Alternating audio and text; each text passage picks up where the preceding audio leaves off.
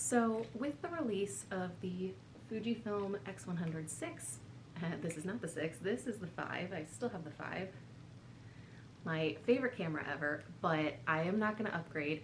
And part of the reason is the upgrades are great, but they're not things that I was looking for. I only just got this camera back in May, and I love it, but those things were not enough for me to justify the price of upgrading again, even though I know I could sell this, it would be fine, but nah, I'm good with this one for now.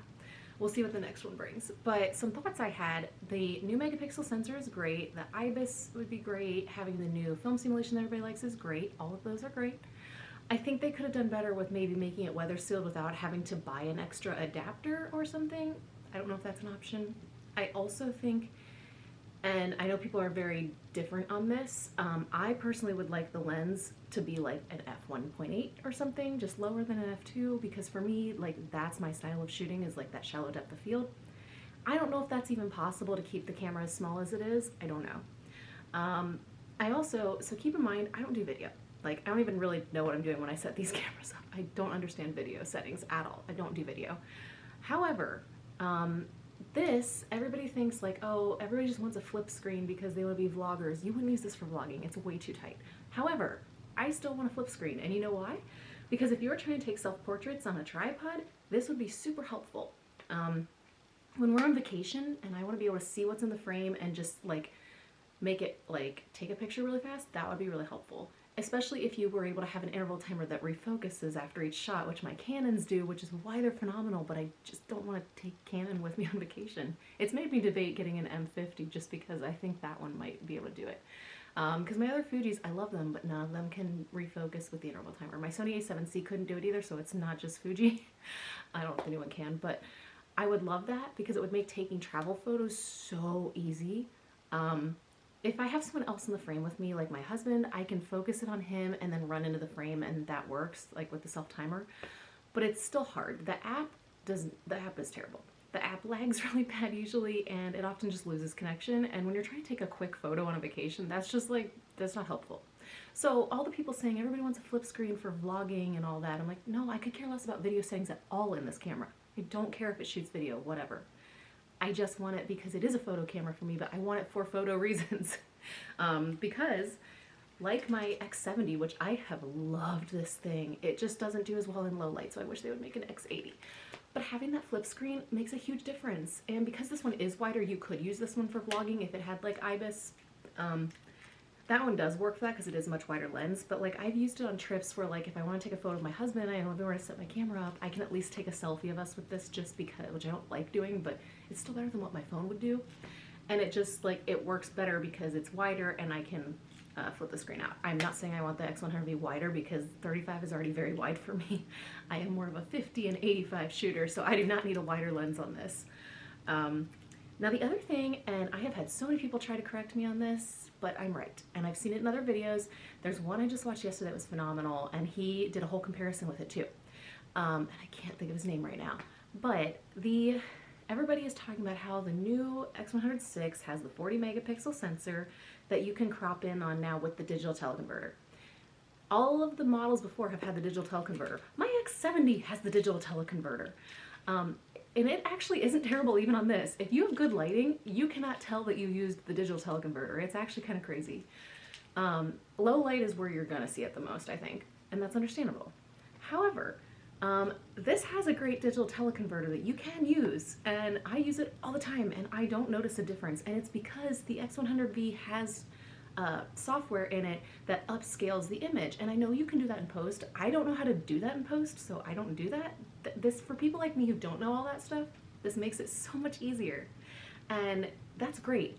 And you can still crop in and get great images. People are like, yeah, but then it's gonna be like this. I'm like, actually it upscales it to still give you like a 20 megapixel or 26 megapixel image. It does. If you read what's actually out there about this, that's what it does. It's not giving you half. That's what the X100 is doing. It's not upscaling it. It is cutting it down because you're already at 40 megapixels to begin with. So that's where this one is different. And you can look it up yourself because I've had plenty of people try to tell me that's not the case and that it's a terrible quality. I've used it. If I can link, and I'll try and put in the comments the video below, the one that I watched where this guy did a whole thing where he compared the two cameras very well. using the digital teleconverters, and you couldn't really tell a difference unless you zoom into like 400%. Who's doing that? Like, if you're zooming in that much to look at quality, these aren't the cameras for you anyway. You probably need like medium format or something, I don't know. But like, these are just fun cameras. These are the cameras that I take everyday photos on, to the point that people are kind of like, really, you have to pull your camera out for that? And like, yeah, I do, because I like it. My iPhone takes terrible photos. I don't like the quality and the over sharpening. These give a nice soft touch to it, especially because I do have a Pro Mist filter on both this and on my X100. And actually, I might try and post it. I'll have to see. I can't post it as a short, but it was like on my TikTok, so it's also vertical. I did a video the other day where my husband was with me at the park, and I had him, he's not the best at composition, so we worked on it, but I had him take photos of me portrait style with my X100v, my X100, and also my X-T32. With this one has the 50 well, it's a 35, but it's basically a 50 on it, is what that one is. So I had him take photos of me in all of them. This one does this lens gives a really cool like rainbow on photos when like it's a sun flare. I don't have a hood for it, but I don't mind because I think it adds like this great character to the lens. I love it. But out of all three, I was actually almost most happy with the X100 photos, which is kind of funny because I still had him stand like so that the photos would look like they were taken at the same distance. So like I didn't have him stand in the same spot and take all three from there. I actually had him move up so this one was taken so that it looks like it was the same distance as this. So it's not like I made it wider and that's why I liked it. It's just something about this. I did end up editing those photos instead of using the film simulation because one, I realized afterwards that I had like one of the cameras on Portra 400 and the other ones were on Reggie's Portra, and then this one, because it's an X-Trans 2 sensor, is just different. So I was trying to make them all look more the same. I do on my X100V and my X-T30, I always shoot JPEG plus RAW. Because 9 times out of 10, I love the JPEGs, I'm fine. But the times where I want the raw photos to really fix something, I have them. And the main reason I don't do RAW on this camera is because I can't use the digital teleconverter if I do. They made that update with the X100V so that I can still use my digital teleconverter even if it's RAW. And like, it's obviously gonna not crop the image in, and I know that, but the image is like, I have the ability to use it and I don't have to switch settings really quick. Like in the moment, sometimes you don't have time for that. This one, if I want to use the digital teleconverter really quickly, I can just use it really quickly and I'm not like, oh no, I'm on RAW, I can't touch it. So that's why. I also just yesterday added some extra little hooks to these because I'm actually thinking I'm going to put this one on a normal strap. When we're on vacation, it's so much easier than having to like kind of pull this one out of my bag. It's easier just to have one. I also like when I have one on me when my husband takes a picture of me, like with maybe a different one. So we just got back from Gatlinburg. I took these 3 cameras.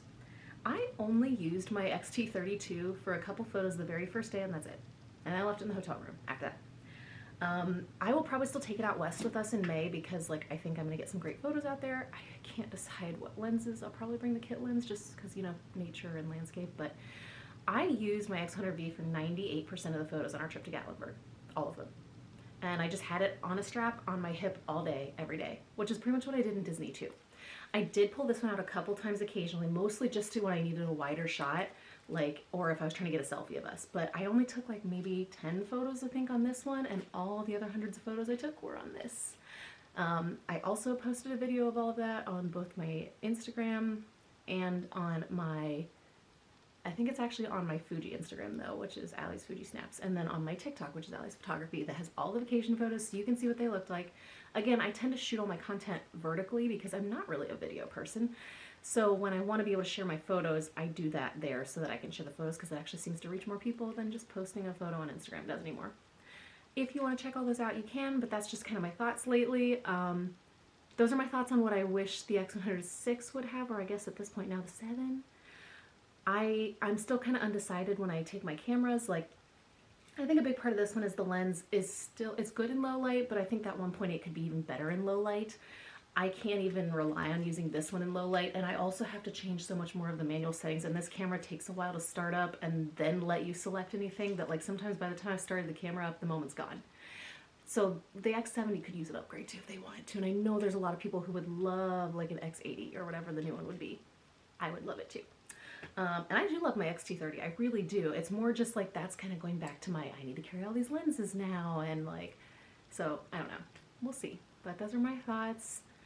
I haven't been on here in a while, so I thought I would share some new thoughts lately, and I will try and actually maybe after this video, maybe I'll attach it to the end of this. It's going to be in vertical format, but I will attach the video I made the other day comparing these 3 cameras with the portrait style photos that I had my husband take, because that way you guys can just watch them and you don't have to go search for it. So all right, so I'm going to do a short little camera comparison. So I've got my husband filming me right now, and then he's going to take some portrait style photos of me on each of these 3 cameras so that you guys can kind of see the difference. And let me explain them a little bit, because they are going to look a little different because they are all different focal lengths. So this is the Fujifilm X-T32, and it has the Fujifilm 35mm f1.4 lens on it, which in full frame is like a 50. This is probably the best that I would use for a portrait style one of these, but they all do a great job. So then I have the Fujifilm X100vi. This is a fixed 23mm f2 lens, which in full frame is a 35. So another good portrait lens. This one is not normally what I'd use as portrait, but it is a really nice little camera, super tiny. This is the Fujifilm X70, which has a fixed 18.5 f2.8 lens on it, which is about a 28mm lens. So not normally what you would use for portraits, but we're gonna do it anyway. So I'll show you the results in just a second.